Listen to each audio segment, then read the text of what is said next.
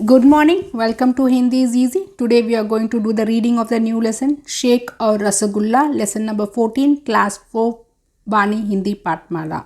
If you still not subscribe my channel, please subscribe my channel and recommend among your friends circle. If you have any clarification or feedback, please do put in the comment section. I surely reply back. If you like the video or the video is useful for you, please do click the like button. Sheikh और रसगुल्ला। एक बार Iran के एक धनी व्यापारी विजयनगर घूमने आया। राजा कृष्णदेव राय ने उसका स्वागत किया और आदर सत्कार किया। राजा कृष्णदेव राय: ओ शेख, मुझे बड़ी खुशी हुई कि मेरे देश की शोहरत मध्य पूर्वी देश में फैल गई है। आप हमारे राजमहल के अतिथि गृह में रह सकते हैं और हमारे स्वादिष्ट भोजन का भी आनंद ले सकते हैं। मंत्री: इनके रहने के लिए सारा बंदोबस्त किया जाए। मंत्री: जी महाराज। शेख: शुक्रिया महाराज। व्यापारी को हर तरह का स्वादिष्ट पकवान दिया गया जो खासकर राजा के रसोइये ने बनाए थे। व्यापारी ने इसका पूरा आनंद उठाया। रसोइया: शेख साहब, ये एक खास मिठाई है जिसका नाम है रसगुल्ला। ये हमारे महाराज के पसंद की एक मिठाई है, आप भी इसे चखकर देखिए। शेख: ये रसगुल्ला मुझे नहीं चाहिए, इसके बजाय मुझे रसगुल्ले की मिठास की असलियत के बारे में बताओ। राजा का रसोइया परेशान हो गया। उसे रसगुल्ले के मिठास की असलियत के बारे में नहीं मालूम था। उसने ये बात गुप्त रूप से राजा को बताई। राजा: क्या रसगुल्ले की मिठास की असलियत? मैंने अपने जीवन में रसगुल्ले की असलियत ना कभी सुनी ना कभी देखी है। शेख हमारे राज्य के शाही मेहमान हैं और ये हमारा फर्ज है कि वह जो भी मांगे वह हम उन्हें दें। ठीक है, तुम जा सकते हो। मैं अपने दरबारियों से रसगुल्ले के बारे में पूछूंगा। रसोइया: मैंने भी नहीं सुनी महाराज। अगले ही दिन राजा के दरबार में। राजा: राज दरबारियों, क्या आप में से किसी को मालूम है कि रसगुल्ले की मिठास की असलियत क्या है?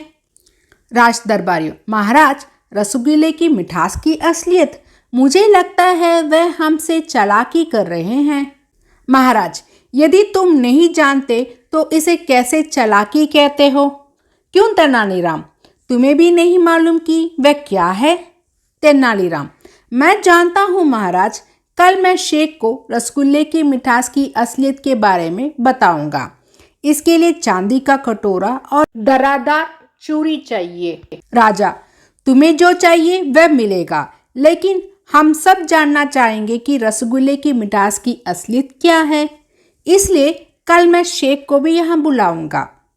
दरबारियों: यदि तेनाली इसे नहीं ला सका तो उसे उचित दंड मिलेगा। सुनिए, मुझे लगता है कि ये तेनाली पागल हो गया है और हमारे महाराज भी इसकी मदद कर रहे हैं।